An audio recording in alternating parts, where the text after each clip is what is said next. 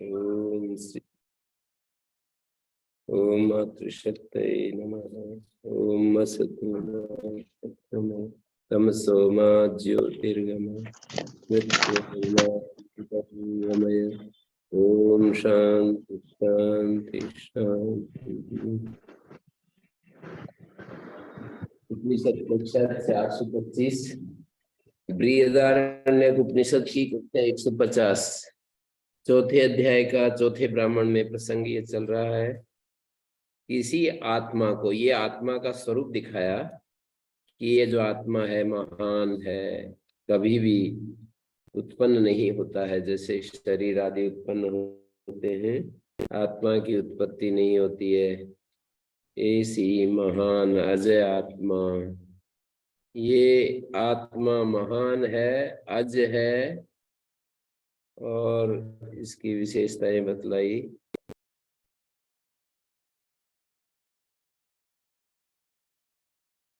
प्राणों में माने इंद्रियों में जो है ये विज्ञानमय है।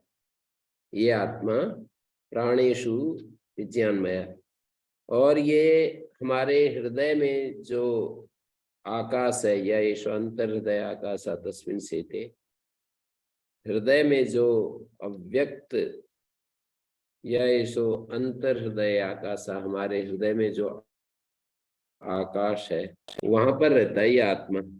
तस्मिन् सेते तिष्ठति। आकाश माने बुद्धि विज्ञान का जो आश्रय है, बुद्धि विज्ञान सहित आकाश में ये शयन करता है, माने रहता है। हृदय पुंडरीक मध्य में जो आकाश है, बुद्धि विज्ञान का जो आश्रय है, आकाश का मतलब है बुद्धि विज्ञान का आश्रय, वहां रहता है। या फिर यूं कहें, संप्रसाद काल में अंतर हृदय या आकाशा परैवात्मा निरुपाधिको विज्ञानमय से स्वस्वभाव, विज्ञानमय का जो स्वस्वभाव है, उस स्वस्वभाव परमात्मा में, परमात्मा स्वरूप में रहता है। दो अर्थ कर दिए भाष्यकार ने। 1054 पृष्ठ पर यहाँ पर ये कहा कि ये जो सुसुप्ति काल में जो हृदय में आकाश है, आकाश का मतलब निरुपाधिक विज्ञानमय का जो अपना स्वभाव है, आकाश परैवात्मा, जो परम स्वरूप परमात्मा के रूप में जो ये है, निरुपाधिक विज्ञानमय स्वस्वभाव तस्मिन् स्वस्वभावे परमात्मनि, उस स्वस्वभाव में परमात्मा में आकाशाख्ये सेते। तो ऐसा इस आत्मा का स्वरूप सर्वस्य वशी सर्वस्य ईशाना, सबको वश में करने वाला, सबका जो ईश्वर है। और क्या कहा, सर्वस्य अधिपति, स न भूयान साधुना कर्मणा भूयान, वो अच्छे कर्म से बढ़ नहीं जाता और गलत काम से घट नहीं जाता है, पाप कर्म से घटता नहीं है। जब ये बात हो गई कि पाप और पुण्य से आत्मा न बढ़ता है न घटता है, वो एक रस रहता है, तो फिर ये क्यों हम पाप पुण्य का इतना ज्यादा ध्यान क्यों दिया जाता है सभी के द्वारा कि वे अच्छे कर्म करो, पाप कर्म मत करो, पाप कर्म करोगे तो फल भोगना पड़ेगा, आत्मा तो निर्लिप्त है। तो इसका अर्थ ये हुआ कि आत्मा यद्यपि निर्लिप्त है, लेकिन आत्मा के उपस्थिति में हमारा जो मन बुद्धि इंद्रियों का जो संघात बना हुआ होता है, उसमें जो सुख उत्पत्ति दुख उत्पत्ति होती है, अच्छी बुद्धि का खराब बुद्धि का जो संयोग हमें मिलता है हमारे संस्कारों के अनुसार, तो वहां प्रभावित होते हैं हम। मानी हमारे सुख और दुख बढ़ते घटते रहते हैं। यदि पुण्य कर्म करेंगे तो अच्छी बुद्धि मिलेगी, खराब कर्म करेंगे तो बुद्धि खराब हो जाएगी, भ्रष्ट हो जाएगी। और अच्छी बुद्धि से सुख बढ़ता है, अशुद्ध बुद्धि से दुख बढ़ता है। इसके लिए आत्मा निर्लेप होते हुए भी हम व्यवहार काल में निर्लेप रह नहीं पाते हैं।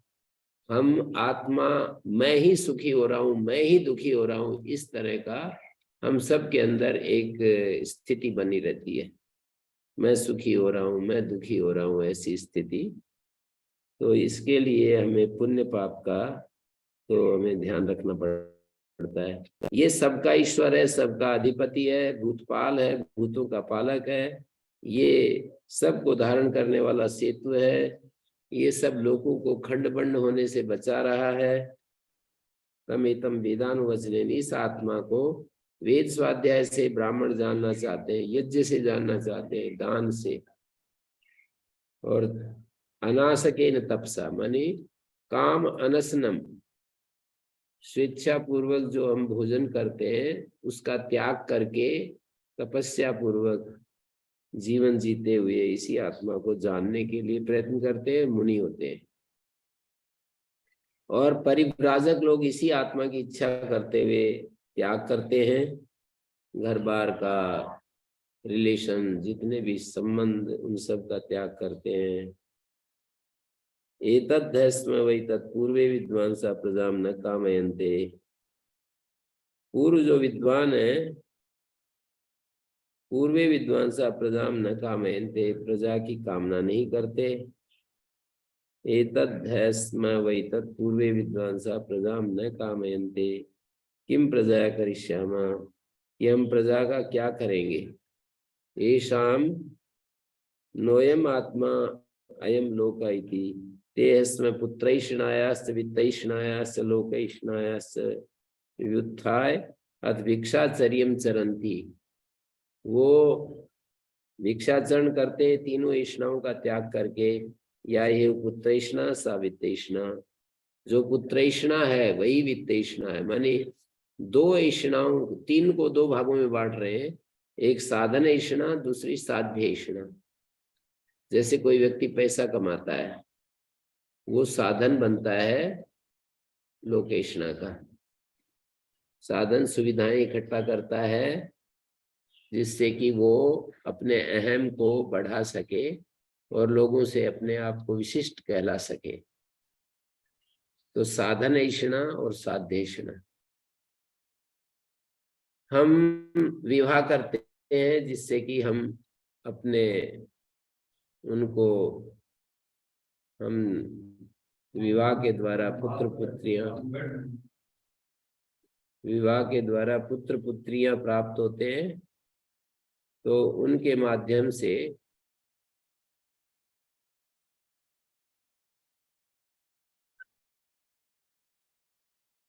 उन्होंने ये कहा कि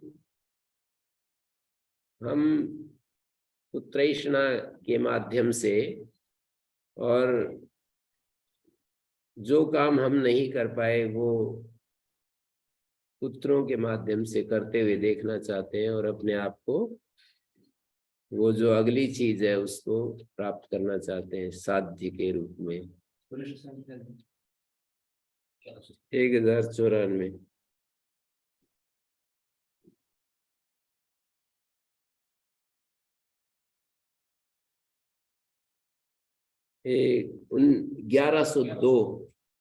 1102 पृष्ठ पर, बीच में मैं बता रहा था उसको, 1102 पृष्ठ पर है। तो ये तीन ऐषणाओं से ऊपर उठकर भिक्षाचरण करते हैं, या ये पुत्रैषणा सा वित्तैषणा, जो पुत्रैषणा है वही वित्तैषणा, और जो वित्तैषणा है वही लोकेषणा। उभे ये ऐषणे भवता, दो ऐषणाएं हैं, तीन दो में सिमट जाती है, पुत्रैषणा, वित्तैषणा, लोकेषणा। पुत्र की कामना, धन की कामना, और यश की कामना, लोक की कामना, ये तीन ऐषणाएं दो में सिमट जाती हैं, माने एक साधन के रूप में बन जाती है, दूसरी साध्य के रूप में।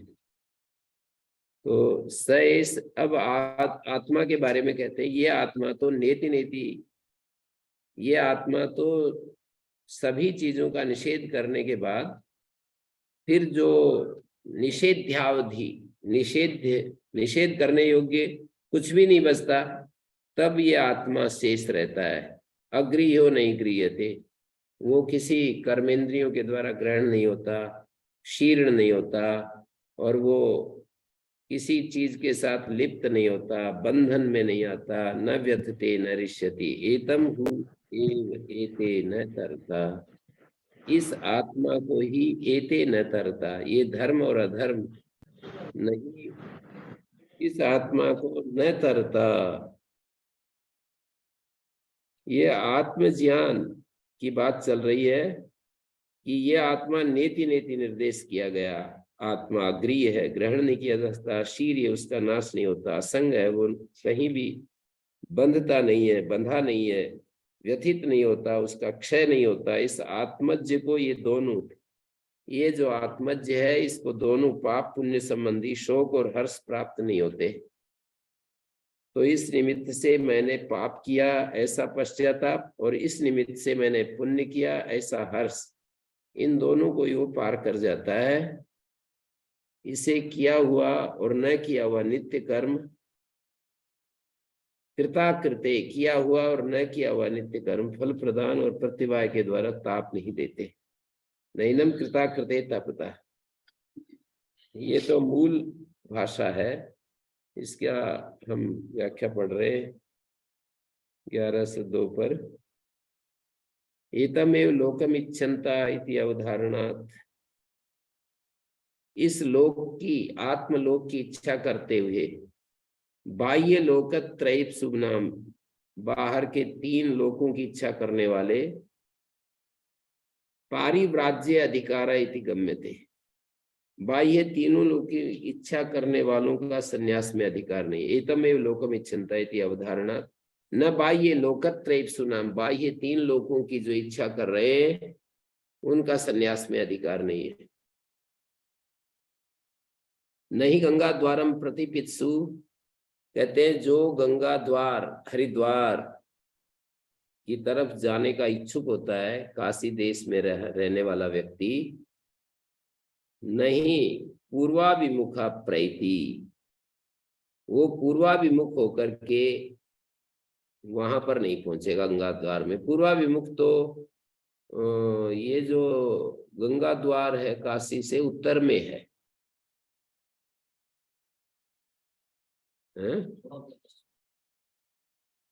उत्तर में है गंगा द्वार।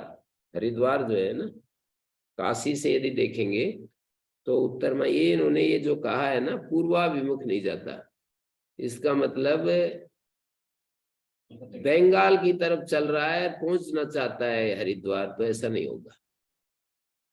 ये मूल बात ये जो है ना, शायद आप लोग तो यही समझ रहे थे। तस्मात बाह्य लोकत्रयार्थी नाम, आप लोग ये बोल देते ना बंगाल की तरफ जा रहा है तो गंगा द्वार में नहीं पहुंचे। बंगाल नहीं आया आप लोगों के मुख से, बंगाल की तरफ चल रहा है, कलकत्ता की तरफ चल रहा है और पहुंचना चाह रहा है गंगा हरिद्वार, ऐसा नहीं हो सकता। तो इसी तरह से पुत्रेष्णा वित्तेष्णा लोकेष्णा की इच्छा करता हुआ संन्यास, ये 3 ऐष्णाओं को प्राप्त करना चाह रहा है और पाना चाहता है संन्यास को, तो ये ऐसा ही हो जाएगा जैसे कि कलकत्ता की तरफ जाता हुआ व्यक्ति हरिद्वार पहुंचना चाहता है। मतलब ये रूट अलग है, 2 रूट है ये। हाँ, दोनों अलग रूट है ये। जिसको संन्यास में अधिकार है, इन 3 ऐष्णाओं में अधिकार नहीं, और जो 3 ऐष्णाओं में जो लगा हुआ है उसको संन्यास में नहीं। संन्यास और ये तीनों अलग रूट है। तस्मात् बाह्य लोकत्रयार्थी नाम पुत्र कर्म अपर ब्रह्म विद्या साधनम, इसलिए बाह्य 3 लोकों के इच्छुक लोगों के लिए पुत्र चाहिए, कर्म चाहिए और अपर विद्या सगुण ब्रह्म की उपासना चाहिए, तो 3 लोक मिल जाएंगे। पुत्रेण अयम लोको जय्या, पुत्र से ये लोग जीता जाता है। इसका मतलब ये है कि संसार से प्रस्थान करते समय पिता अपने बेटे को बुलाकर कहता है, तुम यज्ञ तुम लोका तुम ब्रह्म, तुम वेद हो, तुम लोक हो, तुम यज्ञ हो, मैं जो करता रहा तुम इसको कंटिन्यू रखना। तो वो कंटिन्यू रखेगा तो समझ लो कि पुत्र यदि उसका आज्ञाकारी अनुवर्ती पुत्र है तो पिता के द्वारा ये लोक जीत लिया गया, क्योंकि ये लोग कंटिन्यू रहे, ऐसी पिता की इच्छा है। ये लोग जो मैं कर रहा हूं, मेरे पीछे भी ये कार्य चलता रहे, ये पिता की इच्छा है। और ये इच्छा तभी पूरी होगी जब पुत्र हो। ऐसे ही जो ये चाहता है कि मुझे तो मुक्त होना है, तो फिर इस लोक को देखेगा नहीं, और स्वर्ग लोक को भी देखेगा नहीं, और ब्रह्म लोक को भी देखेगा नहीं। किस लिए देखना उसको? मुझे तो जन्म का ही उच्छेद करना है, मुझे तो मुक्त होना है। ये जिसकी अभिप्सा है, इस रूट पर जो निकल गया, सारे रूट बंद हो जाएंगे। फिर वो संसार में कैसे, ये परंपरा कैसे चलेगी, क्या कुछ होगा, वो फिर ध्यान नहीं देगा उसकी तरफ। वैदिक परंपरा कैसे चलेगी, कैसे जो है ये संसार में जो धर्म की मर्यादाएं कैसे स्थापित होंगी, ये उसका दायित्व नहीं है। यदि उसने निरंतर अपने मन को उधर लगा दिया है, तो मन में उधर नहीं लगाया है, और उसके मन में ये विचार आता है, तो ये कोई गलत काम नहीं है, गलत बात भी नहीं है, उसको लगे रहना चाहिए। पर दो मन मन मन में तो सोच रहा है कि मैं संन्यास में जा रहा हूं, और काम उसका लोकोपकार है, तो ये दोनों काम नहीं होंगे। महर्षि दयानंद जैसे जो आचार्य शंकर जैसे जो लोग हैं, जो हमें लोकोपकार करते हुए दिखते हैं, वो इस तरह का, उनको कोई उद्देश्य नहीं है कि हम ये काम कर रहे हैं तो इससे हमको कुछ मिलेगा। वो तो केवल राह दिखा रहे हैं अज्ञानी लोगों को, और वो उनको मार्ग दिखा रहे हैं, बस कुछ लेना देना नहीं है उस कर्म से उनका। उनके कर्म तो पूर्ण रूप से निष्काम है, उनके कर्म के पीछे उनको कुछ नहीं चाहिए। तो इसलिए उनको जब वो कर्म का फल चाहिए ही नहीं, तो वे तो एक प्रकार से कर्म करते हुए भी नहीं कर रहे होते हैं। वो जो कुर्वन् अपि न कुर्वते, कर्म करते हुए भी वो कर्म नहीं कर रहे हैं, ऐसी स्थिति होती है उनकी। दिखते हैं दूसरों को कर्म करते हुए, पर वास्तव में वो कर्म नहीं कर रहे होते हैं। कर्मकर्ता के लिए मूल में, केंद्र में कर्ता चाहिए, फल की इच्छा चाहिए, कोई टारगेट चाहिए, मतलब अपने लिए टारगेट। कर्म तभी कर्म की श्रेणी में आता है जब अपने लिए कुछ चाहिए, या वहां पर कर्ता भाव हो। और जिसका कर्ता भाव भी नहीं है, अपने लिए कोई चाह भी नहीं है, वो तो कर्म करते हुए भी कर्म नहीं कर रहा, यही कहा जाएगा। ये बहुत गंभीर बात है जो समझने की है। तो पुत्र कर्म अपर विद्या साधनम अतस्तदर्थी भी मानी, तदर्थी भी मानी ये लोग, स्वर्ग लोग, ब्रह्म लोग, इस प्राप्त करने के जो इच्छुक हैं, तदर्थी मानी 3 लोगों को प्राप्त करने के इच्छुक लोगों को पुत्रादि साधनम प्रत्याख्याय। अच्छा, न प्रारिव्राज्यम प्रतिपत्तुम युक्तम, जो एक तरफ तो लोक कामना है, और दूसरी तरफ वो पारिव्राज्य भी चाह रहा है, तो ये दोनों विरोधी बात। एक म्यान में 2 तलवार नहीं रहती हैं, ऐसा कहावत है।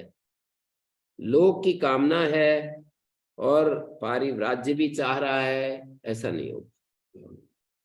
लोक की कामना है, लोक कल्याण की भावना वो भी है, परिवार भी चाह रहा है। पारिव्राज्य का मतलब है संन्यास भी चाह रहा है, और मुझे लोक भी 3 लोगों को भी प्राप्त करना है, मुझे प्राप्त करना है। लोक कल्याण एक अलग अर्थ में बोला जाता है जो आप बोल रहे हो।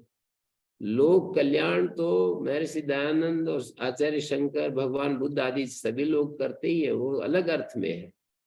मुझे चाहिए 3 लोग।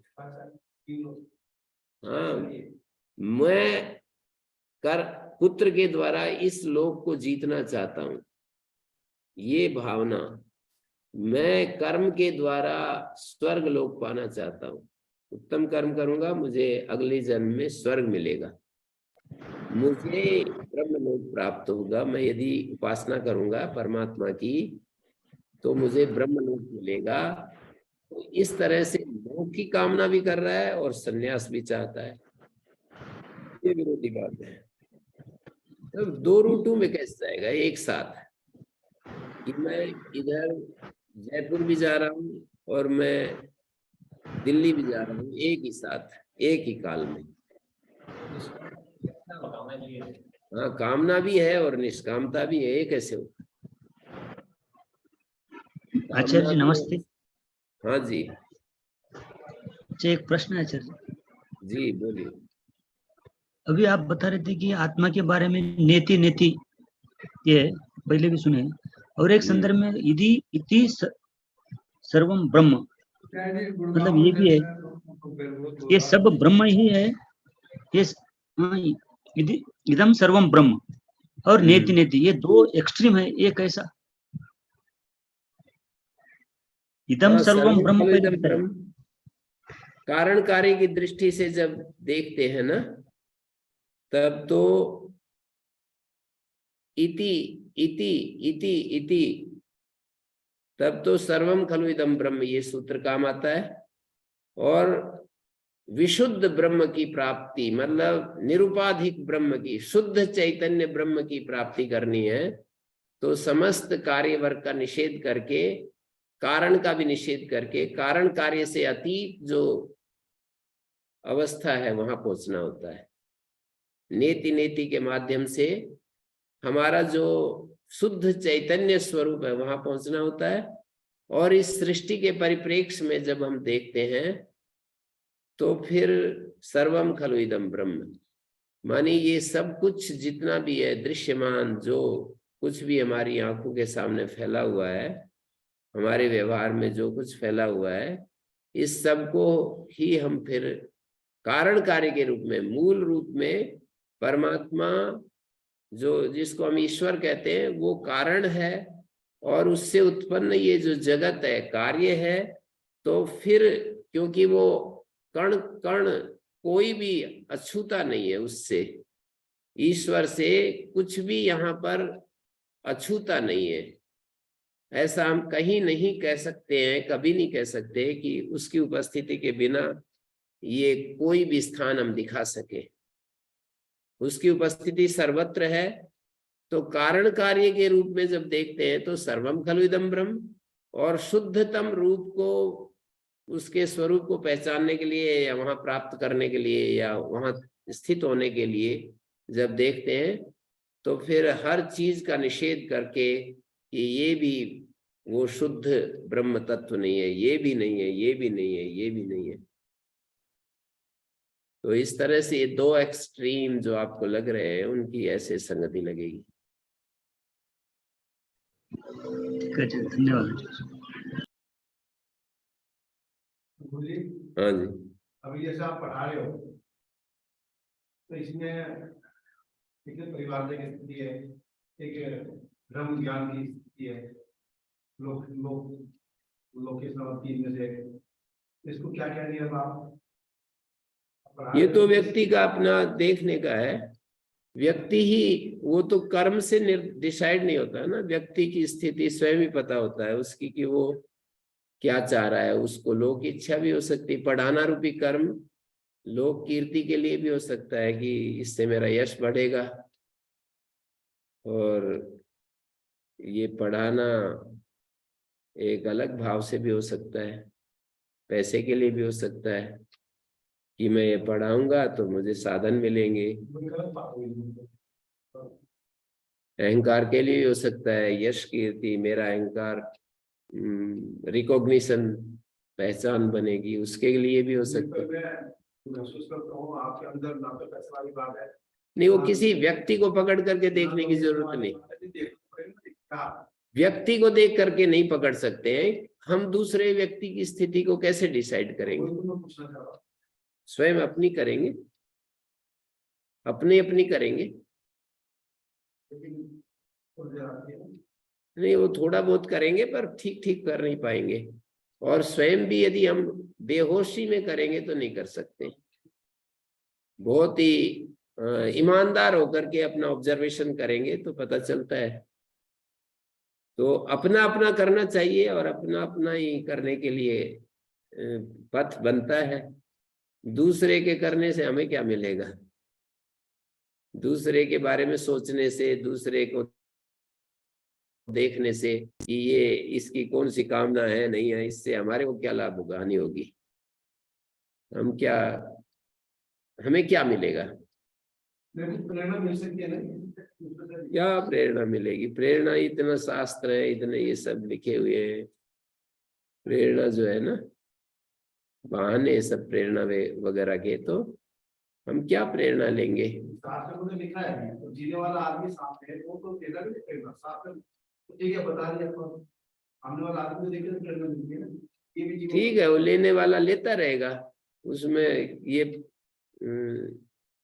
भाई कुछ तो दिखता ही है थोड़ा बहुत, पर पूरा पूरा मैं कह रहा हूं कि सही सही हम नहीं बता सकते। दूसरे के बारे में ठीक ठीक निर्णय नहीं दे सकते हैं कि ये ऐसा है। सही सही ठीक ठीक निर्णय नहीं दे सकते। कुछ कुछ तो पता चलता ही है एक्टिविटीज से, थोड़ा बहुत पता लगता है। ये हमेशा 24 घंटे जो ब्रह्म की बातें करे, राग द्वेष नहीं, कोई आदमी राग द्वेष में कुछ बोलता है तो उसको भी वो उदासीन होकर के डील करता है, उसमें रस नहीं लेता, रुचि नहीं लेता, पर उसके भीतर भी यदि मन में आ जाए, वाणी पर ना आने दे, ऐसी भी परिस्थिति होती है ना। ये आदमी जो है जिन बातों को करता है, जिन बातों को कहता है, बोलता है, वो वाणी में नहीं आने दे रहा है, मन में तो आ रही है, ये भी एक स्थिति बनती है, लेकिन वो भी अच्छी स्थिति है। कम से कम वाणी पर तो, मुंह पर तो नहीं आने दे रहा है।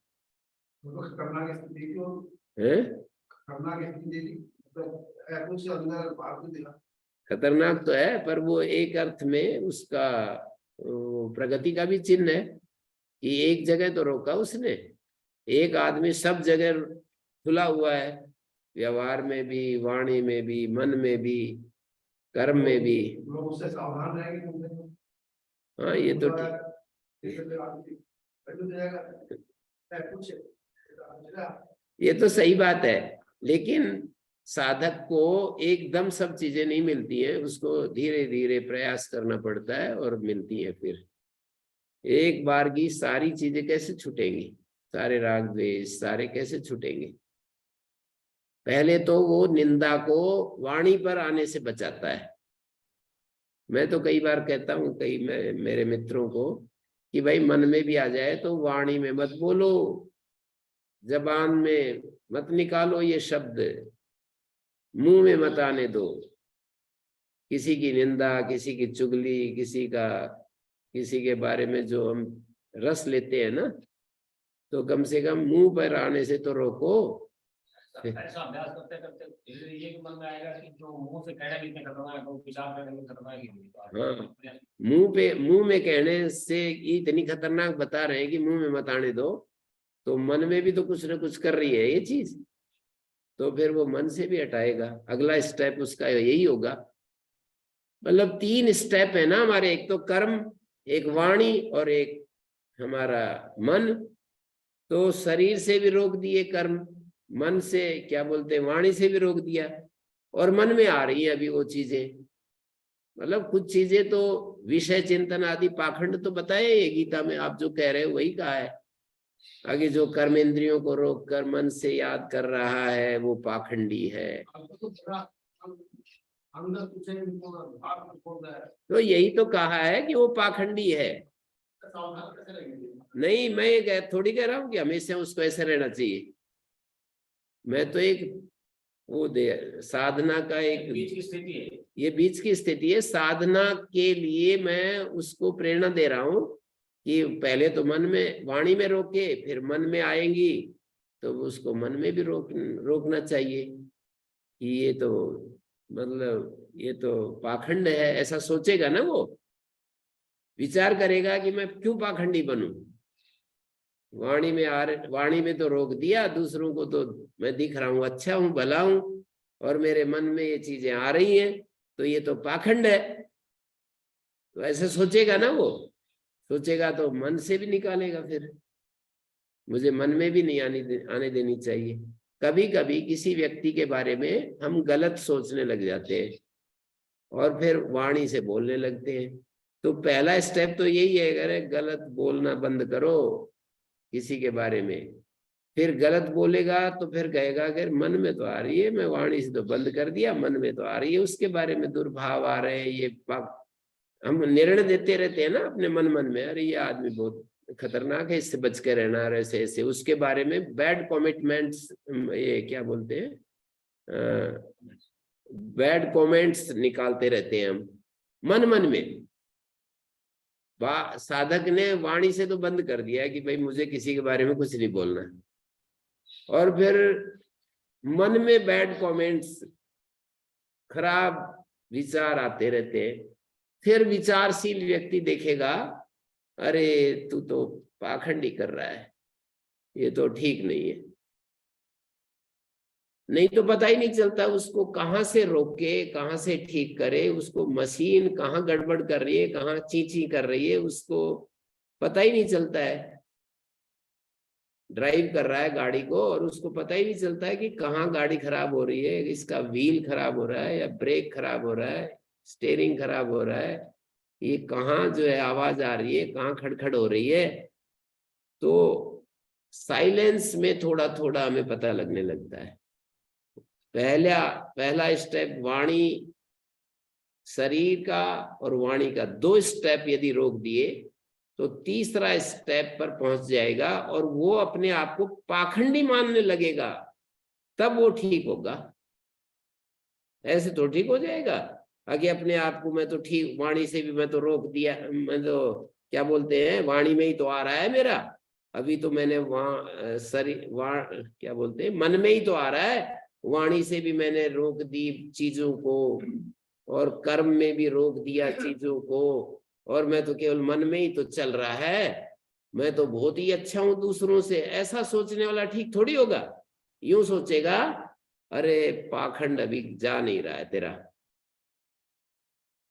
अपने को पाखंडी मानेगा ना, तब ठीक होगा फिर वो।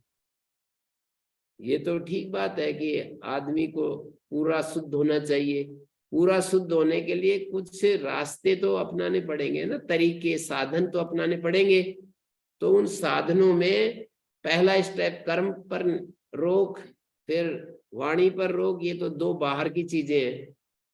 अब तीसरी अंदर की चीज है, तीसरी रुक नहीं रही है, इतना वेग है संस्कारों का, बार बार आते हैं। तो फिर आप आदमी अपना अवलोकन करेगा, अपना अध्ययन करेगा तो कहेगा कि तेरा पाखंड अभी जा नहीं रहा है, तू तो धोखा दे रहा है लोगों को, तू अच्छा भला आदमी कहला रहा है और तेरे मन में ये सब चीजें आ रही है। ऐसा सोचने वाला मनुष्य का स्वरूप ही ऐसा है कि वो पाखंडी होकर के जीना नहीं चाहता। उसको यदि पता लग जाए, दूसरे दुनिया कहते रहे, वो तो फिर रिवोल्ट करता रहता है, बोले ये तो द्वेष के कारण बोलते, ये दूसरे लोग मेरे को द्वेष कर रहे हैं इसके कारण बोलते, इनका दुर्भाव है मेरे प्रति इसलिए बोलते हैं। ऐसा उल्टा तर्क करके और उसको सफाई देता रहता है, अपने आप को साफ करता रहता है, और दोषी होता है फिर भी साफ करता रहता है। अब आदमी यदि यूं सोचने लग जाए कि भाई मैंने अपनी वाणी पर नियंत्रण कर लिया, शरीर पर नियंत्रण कर लिया, कर्म में नियंत्रण कर लिया, लेकिन मन में तो ये चीजें आ रही है, तो मूल जो बीमारी है वो तो बैठी है। ऐसा सोचेगा ना अगले कदम पर, मूल बीमारी तो ठीक नहीं हुई तेरी, तो यहां से भी तुझे इस मूल बीमारी को भी ठीक करना पड़ेगा। अपने को दोषी माने बिना व्यक्ति अपने आप को ठीक कर ले, असंभव लगता है, मुझे नहीं लगता है कि वो ठीक हो जाएगा। दूसरे दुनिया के लोग हमको दोषी कहते रहे, हम ठीक नहीं हो पाएंगे। समाज जो होता है, स्टेट के नियम, वे सारे हमारे शरीर को रोक सकते हैं, मन को नहीं बदल सकते। पुलिस विभाग, कानून सारे शरीर पर नियंत्रण करते हैं, समाज भी शरीर पर नियंत्रण करता है, शरीर से कोई गलत काम ना करे आदमी। भय से रोकते हैं, बाह्य भय से रोकते हैं।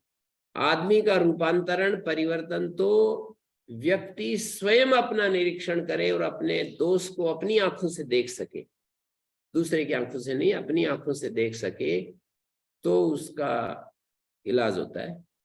अपनी आंखों से यदि देखेगा तो निश्चित रूप से इलाज हो जाएगा।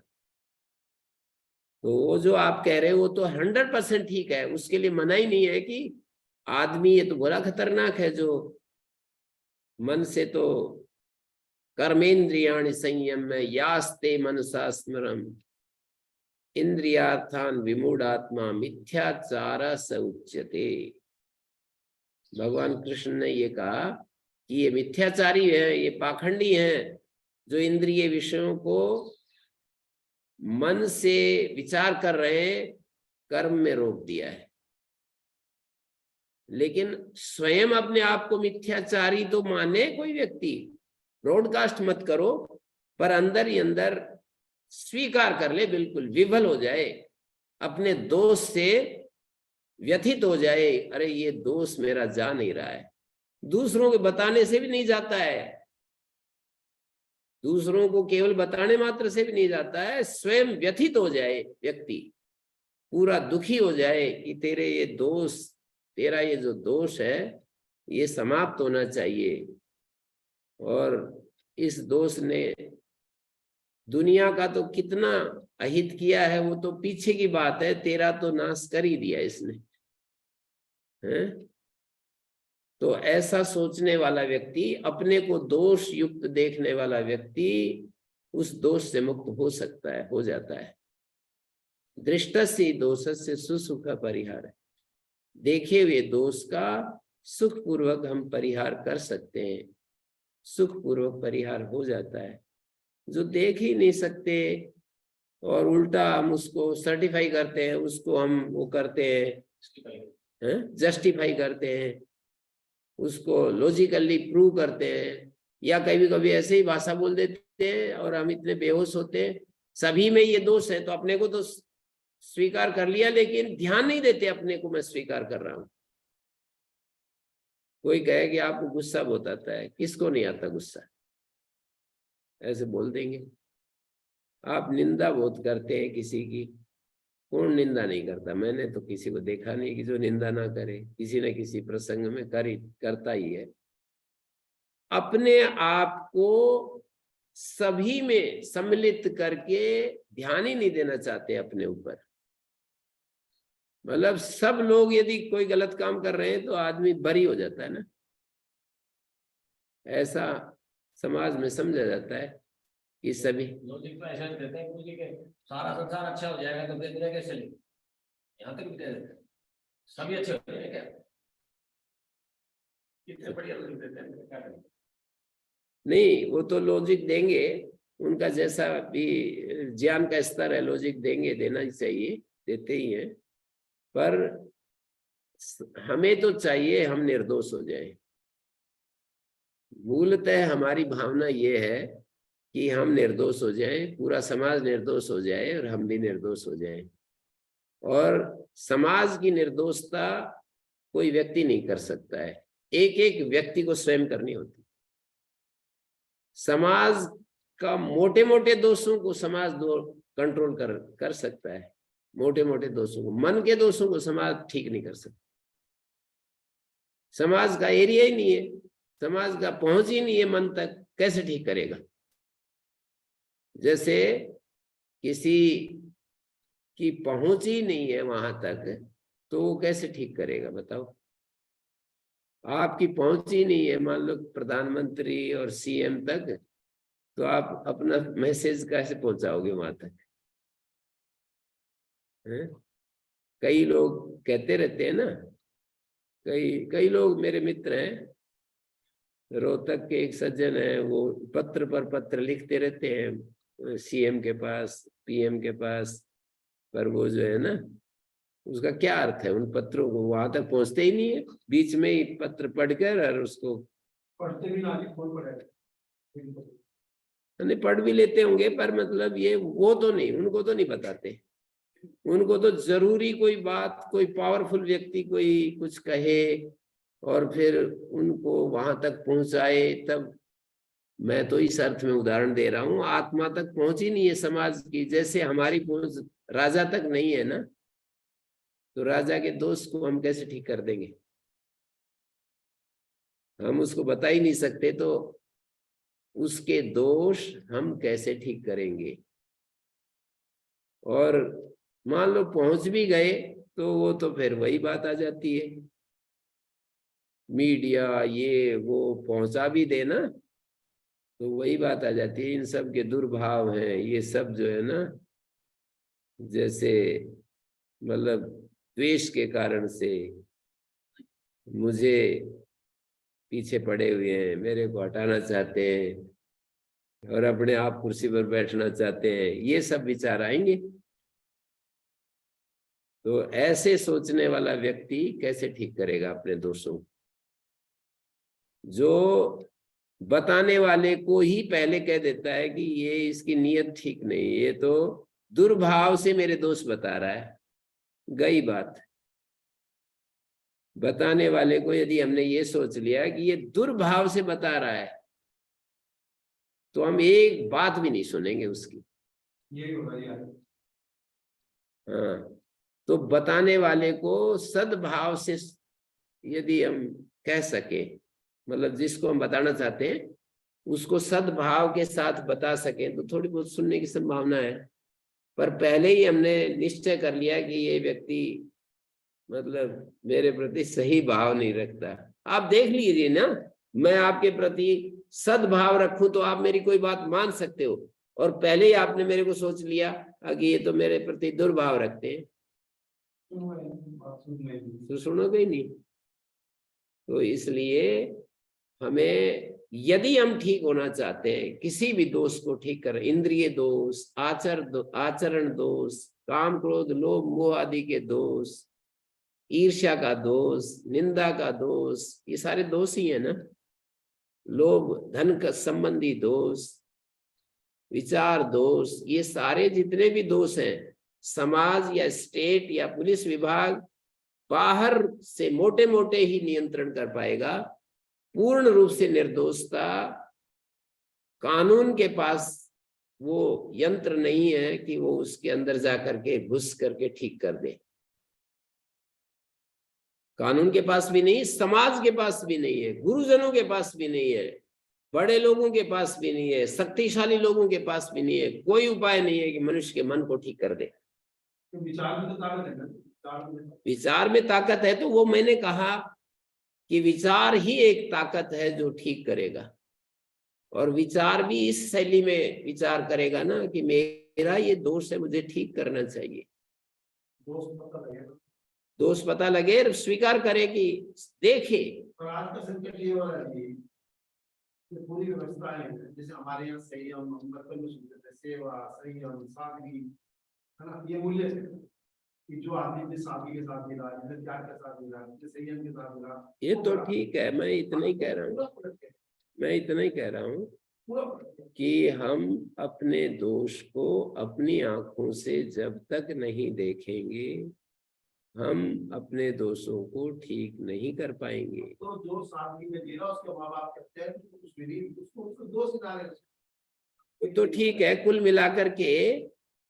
मिलाकर के बाहरी दोषों को तो हम फिर भी रोड़ा करके थोड़ा बहुत कम करवा सकते हैं। शोर करके, रोड़ा करके, अपमान करके किसी का बाहरी दोषों को तो ठीक करने के लिए बाध्य कर सकते हैं। पर व्यक्तिगत दोष तो स्वयं विचारशील व्यक्ति स्वयं अपना अवलोकन करेंगे तो हो पाएगा। स्वयं अपना अवलोकन करना चाहिए।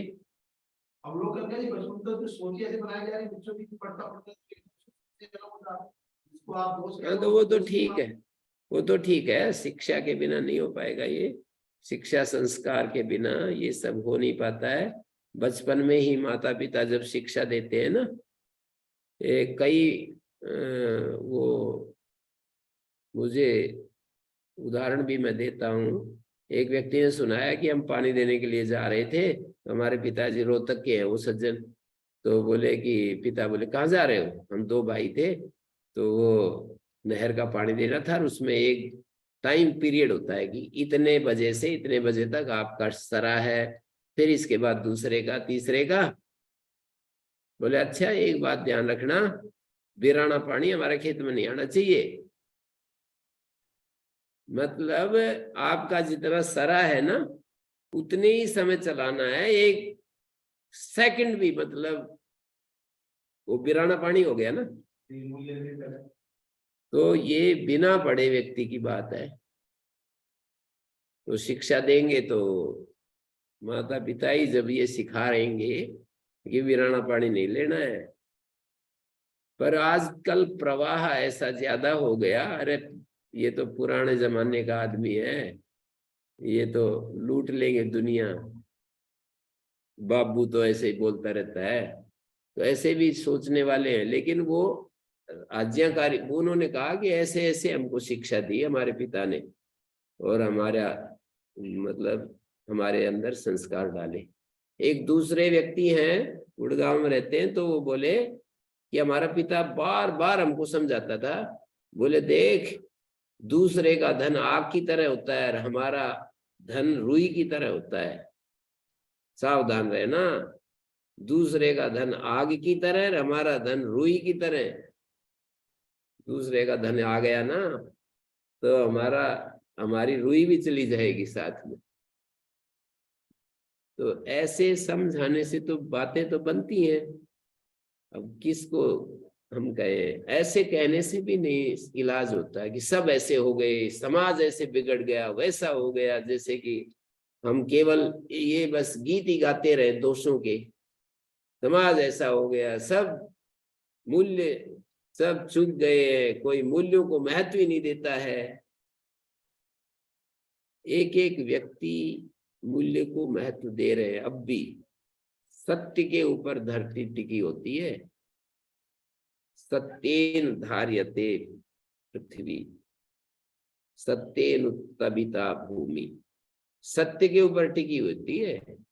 वो सत्य का कितना भी अंश है, उसके ऊपर ये धरती टिकी हुई है। उतना भी चला जाएगा ना तो प्रलय हो जाएगी उसी दिन। समाज में कोई व्यवस्था नहीं रहेगी। अभी तो कितनी सामाजिक व्यवस्थाएं होती हैं, कितना ज्यादा, मतलब कितना कानून भी नियंत्रण करता है। कुछ गलत काम होते हैं तो शरीर से तो नहीं होने देते, वाणी से तो नहीं होने देते। कितने, मतलब कोई किसी का अपमान करेगा तो भाई ऐसे कितना बड़ा बड़ा वो सजा सुना देते हैं कि आप चुनाव ही नहीं लड़ सकते। कोई किसी ने अपमान कर दिया किसी का, तो कहे वो नियम ही बना दिया कि आप जो है ना, अब जो है चुनाव ही नहीं लड़ सकते। तो ये इस तरह से बहुत ज्यादा रुकावटें, सत्य की ही बात है ना। कोई व्यभिचार नहीं कर सकता खुलेआम, कोई झूठ नहीं बोल सकता, धोखा नहीं दे सकता।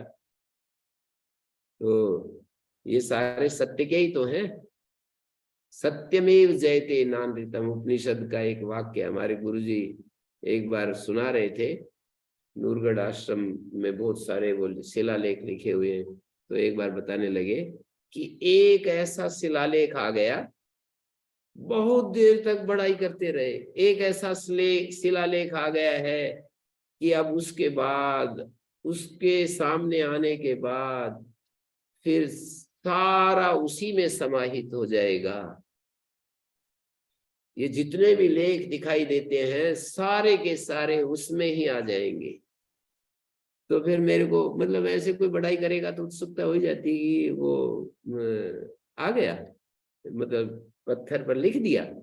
बोले हाँ लिख दिया, मतलब बड़े आराम से धीरे धीरे, हाँ लिख दिया है, आ गया है, छप करके आ गया।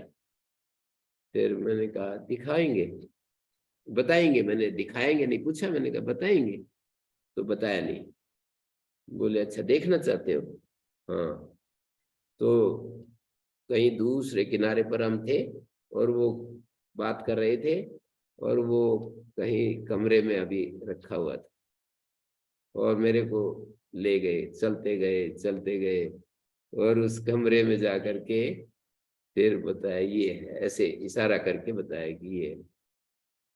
और उसमें क्या लिखा हुआ था, सत्यमेव जयते नानृतम। सत्य की विजय होती है, झूठ की विजय नहीं होती। तो फिर बहुत सारा डिस्कशन होता है कि जो ये होते हैं ना मिलावट करने वाले, झूठ बोलने वाले, वो भी सच सच के बाणे में ही विजयी होते हैं। जब उनका झूठ साबित हो जाती है फिर कौन विश्वास करता है उसके ऊपर। जब तक ये रहता है कि ये सच कह रहा है तभी तक उसकी दुकान चलती है, नहीं तो ठप हो जाती है। जैसे ही पोल खुलती है तो सत्य की विजय हुई कि नहीं हुई। इस शैली में महापुरुष देखते हैं चीजों को। तो कितना उनकी निष्ठा होती है, कितना उनमें धैर्य होता है, कितना उनका अपने मिशन में लगन होती है, अपार लगन होती है, बिल्कुल हिलते नहीं है वो। सारी दुनिया एक तरफ हो जाए फिर भी उनके मन पर थोड़ा सा भी प्रभाव नहीं होता है उस चमक दमक का। ऐसे महापुरुषों का जीवन चरित्र है।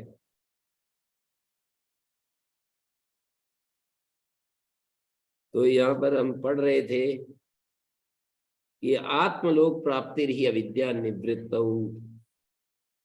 स्वात्मनि अवस्थान में। आत्मलोक की प्राप्ति क्या है, बोले अविद्या हट गई, अपने स्वरूप में स्थिति, तदा दृष्टु स्वरूप अवस्थानम तस्माद आत्मानम चेत लोकम इच्छति। यह जो आत्मा को जानना चाहता है, प्राप्त करना चाहता है, तस्य सर्व क्रियो परमा एव आत्मलोक साधनम मुख्यम अंतरंगम। सबसे पहला जो कर्म है उसका ये है कि सारी क्रियाओं से उपराम हो जाएगा। अब ये ऐसा संदेश है, मतलब समझ भी नहीं पाते कि आचार्य कह क्या रहे हैं। यूं कह रहे तो निष्क्रिय बना रहे हैं, ये तो बिल्कुल आप भी सुनोगे तो ये बहुत ही खराब वाणी लगेगी। यूं कह रहे हैं कि आत्मलोक प्राप्ति का एक ही साधन, मुख्य अंतरंग साधन है कि सब क्रियाओं से उपराम हो जाए। मतलब ये है कि कर्म तो करे, उसके पीछे कोई भी फल की इच्छा नहीं। हाँ, बात तो ये है, पर ऊपर ऊपर तो ऐसे ही लग रहा है ना कि सारे काम छोड़ दे, बस निकम्मा हो जाए, बस चुपचाप बैठा रहे बस। फिर तो ऐसा थोड़ी कह रहे हैं। यथा पुत्रादि रे बाह्य लोकत्रयस्, जैसे पुत्रादि बाह्य 3 लोगों को प्राप्त करना है तो एक एक साधन होता है उसका।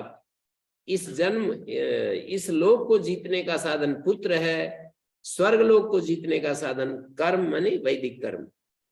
वेद में जो कर्म बताए गए हैं उन कर्मों को करने से स्वर्ग लोक की प्राप्ति होती है। जो उपासना बताई गई है अपर ब्रह्म की उपासना, सगुण उपासना, उससे ब्रह्मलोक की प्राप्ति होती है।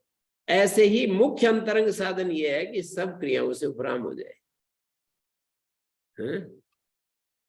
पुत्रादि कर्मण आत्मलोकम प्रति असाधनत्वात्। ये पुत्रादि और जो कर्म और जो अपर ब्रह्म की उपासना, ये आत्मलोक के प्रति साधन नहीं है।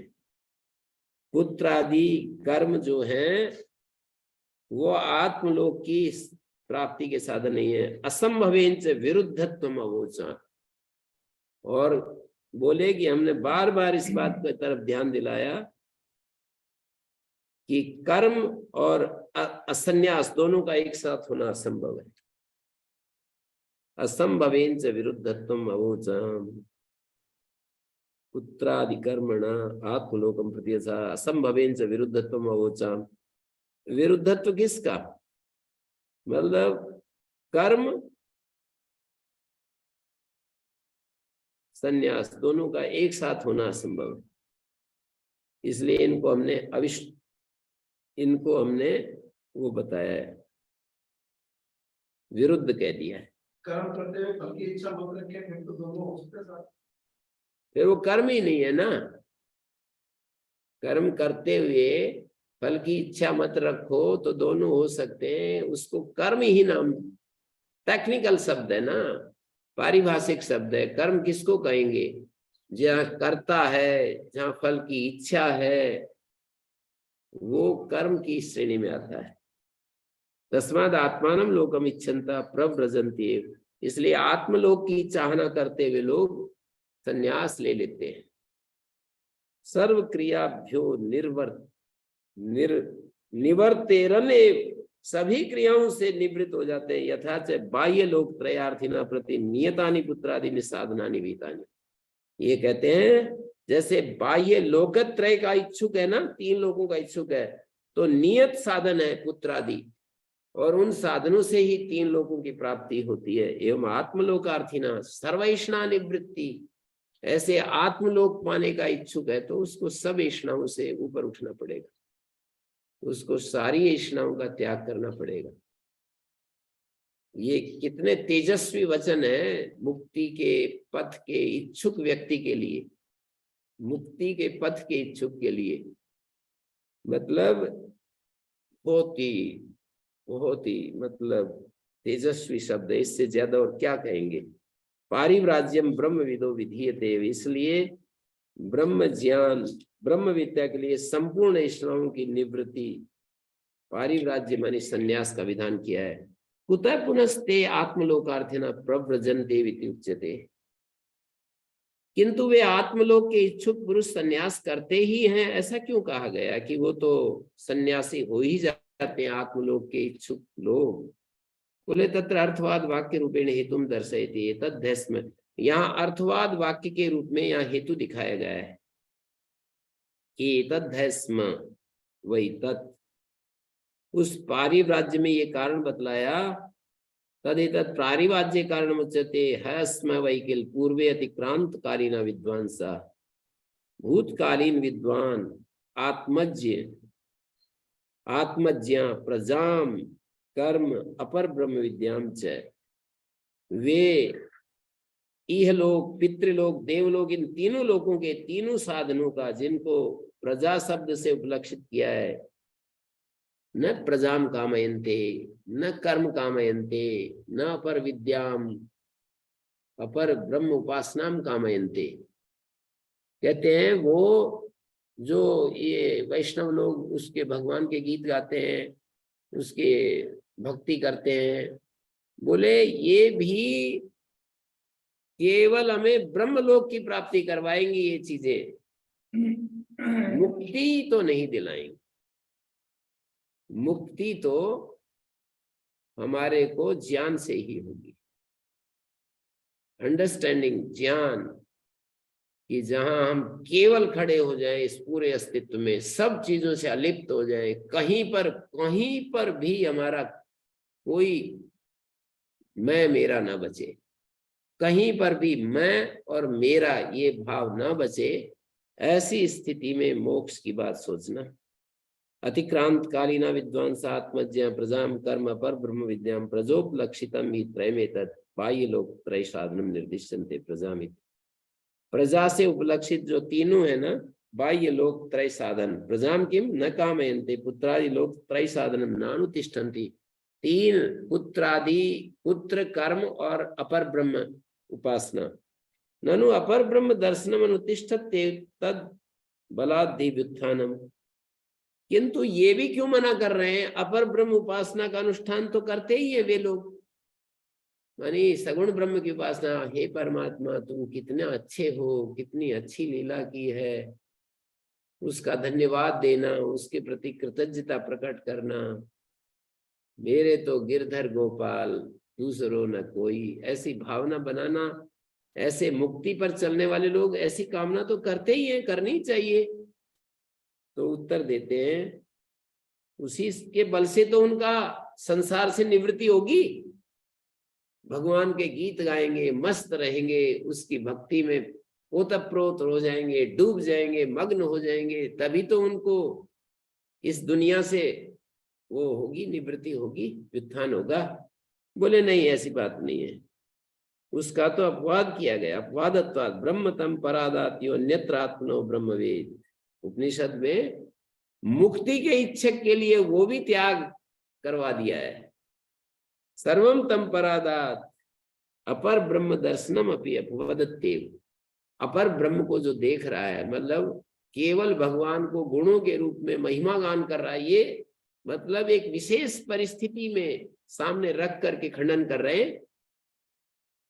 मतलब हम एक भाव के साथ बस गीत गाते चले जा रहे हैं, वो भाव यदि हमारे अंदर निष्कामता ले आता है, निर्विकारता ले आता है, निरैषणा ले आता है, निष्प्रिय ले आता है, तो अंततः तो वो हो गया ना कि ज्ञान से मुक्ति हो रही है। मतलब कोई यूं कहे कि भाई भक्ति करते रहो, गीत गाते रहो, गीत गाते रहो, पुरस्चरण करते रहो, और ये क्या होते हैं, अनुष्ठान करते रहो, और ये तरह तरह के जो वो होते हैं ना, जप, अनुष्ठान, रात्रि जागरण आदि, तो ये सब करते रहो, मुक्ति अपने आप हो जाएगी। ऐसा सोचने वाले लोगों के लिए बात कही कि ये हमें मुक्ति नहीं, ये हमें ब्रह्मलोक की प्राप्ति कराएंगे। और ब्रह्मलोक शब्द एक विशेष अर्थ में प्रयोग होता है। ब्रह्मलोक का एक अर्थ ये भी होता है कि ब्रह्म की प्राप्ति। तो बोले ब्रह्म की प्राप्ति तो ज्ञान स्वरूप से होती है। मतलब कितना भी हम भगवान के गीत गाएं, वो एक स्थिति अच्छी बात है, ऐसे तो शुभ कर्म भी अच्छे हैं, उनको सकारात्मक मनोरंजन है जी। हाँ, ये जो भक्ति है, गीत गाना है, सकारात्मक मनोरंजन। हाँ,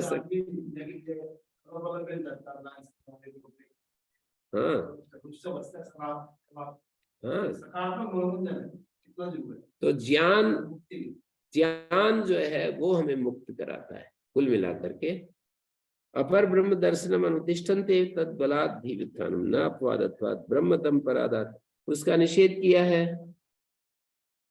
और कहते हैं आगे, अपर ब्रह्म दर्शनम अपि अपवदत्येव, अपर ब्रह्म दर्शन का भी अपवाद ही करती है श्रुति, क्योंकि अपर ब्रह्म का भी सर्व के भीतर ही अंतर्भाव है।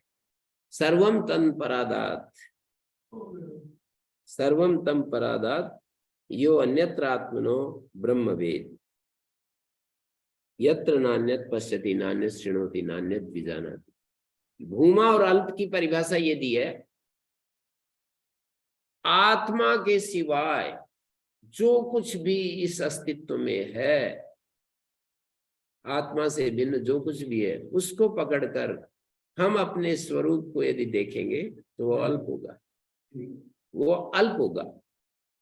आत्मा के सिवाय मैं कितने शास्त्र पढ़ा हूं, मैं हजारों सूत्रों को याद है, मंत्र याद है, मतलब मैं कई बार, अब ऐसे स्थिति आ गई, कई बार मैं जब अपने को देखने लगता हूँ तो कि तेरी तरह याद रखने वाले दुनिया में मैं ढूंढने लगूं तो बहुत थोड़े दिखाई देंगे। इतने मंत्र याद है इतने, पर कितना भी याद हो वो अल्प है। कितने भी याद है, मैं कितना भी जानता हूं वो अल्प है। भूमा की स्थिति यह है कि जब मैं इस सब को हटा करके अपने आत्म स्वरूप में होता हूं, बस निर्विशेष होता हूं, बस एक शांति मात्र होती है, ये भूमा की स्थिति है। और किन्हीं कर्मों को लेकर, किन्हीं वस्तुओं को लेकर, रुपए पैसे को लेकर, इज्जत सम्मान को लेकर, किसी भी वस्तु को, व्यक्ति को, संबंधों को, बड़े बड़े लोगों से मेरे संबंध है, इन सब को लेकर के जो मैं अपने स्वरूप को देखूंगा वो अल्प ही होगा। भूमा और अल्प, सब चीजों को हटाकर केवल शांति स्वरूप में मैं जो रहूंगा वो तो भूमा है। और हजारों हजारों चीजों को जोड़कर जब मैं अपने आप को देखूंगा तो वो अल्प है। जब ये मानव जीवन का प्रयोजन समझना है, स्पष्टता बने उसकी, आत्मानुभव हो, और उसके अनुसार जब जीवन जिएगा तभी तो आत्मा खिलेगी ना। हाँ, ये तो है, पर ये चीजें समझने की हैं। देखो, यत्र नान्यत पश्यति पूर्वापर बाह्याभ्यंतर दर्शन प्रतिषेधाच्च, ब्रह्म अपूर्व है, अनपर है, वो कारण रहित है, वो कार्य रहित है, वो अनंतर है, अबाह्य है। ब्रह्म में पूर्व, प्रथम, अपर, बाह्य, अंतर, इन दृष्टियों का प्रतिषेध किया है। कि वो कारण है, वो कार्य है, वो अपर है, भीतर है, बाहर है, इन सब का तत्केन कम पश्चेत विजानियात, किसके द्वारा किसको देखेगा, किसके द्वारा किसको जानेगा। तो जब हम अपने शांत स्वरूप में होते हैं, हम भूमा रूप में होते हैं, और जब जब हम चीजों को अपने साथ जोड़कर देखते हैं कि मेरा तो भाई, मेरे को तो प्रधानमंत्री भी जानते हैं, और अमित शाह जी से भी मेरा संपर्क है, योगी जी से भी मैं मिला हूँ, और ऐसे आराम से हम बात की है, ऐसे ऐसे सोच करके यदि मैं शास्त्रों का ज्ञाता हूँ, मैं बात कह रहा हूँ, एक मैं शास्त्रों का ज्ञाता हूँ, मैंने बहुत सारे बच्चों को शिक्षा दी है, ये सारे मेरे स्वरूपों को इकट्ठा करके मैं अपने को देखूंगा अल्प। शास्त्र कहता है मेरा अल्प रूप है, सुंदर बात। और मैं सब चीजों को हटाकर केवल अस्मि मात्र, अस्मि। तो ये मेरा भूमा रूप। मैंने बहुत बड़े आपके क्या नाम है, नरेंद्र जी, कि ये पूरे क्या बोल रहे थे आप, पूरे टेलीकॉम के सचिव रहे हैं, 40 कंट्री के चेयरमैन रहे, ये सब इनका अल्प रूप है। और इस सब को हटा करके केवल अपने आत्म स्वरूप में जो स्थिति है वो इनका भूमा रूप है। मैंने 40 कंट्री से और भी ज्यादा कंट्री बढ़ा दो, 200 कंट्री ले जाओ खींच करके, है वो भी अल्प रूप होगा। और इन सब को हटाकर केवल आपका होना मात्र, बीइंग नॉट बिकमिंग, ये जो बीइंग मात्र है ना, वो आपका भूमा रूप है। वो सारा रूप देख के आए थे, अमित शाह बुलाते थे, ये करना भाई, ये करना, सब रूप देख दाख के आराम से बैठे। वो तो ये जाने कितने बैठे हैं आपको, और हमें क्या पता है, वो तो इनके भीतर क्या उथल पुथल चल रही है, कितना कितना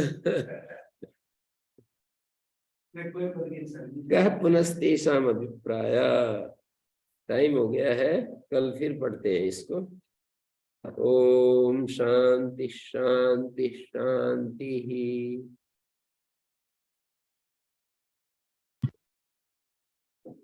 नमस्ते आचार्य।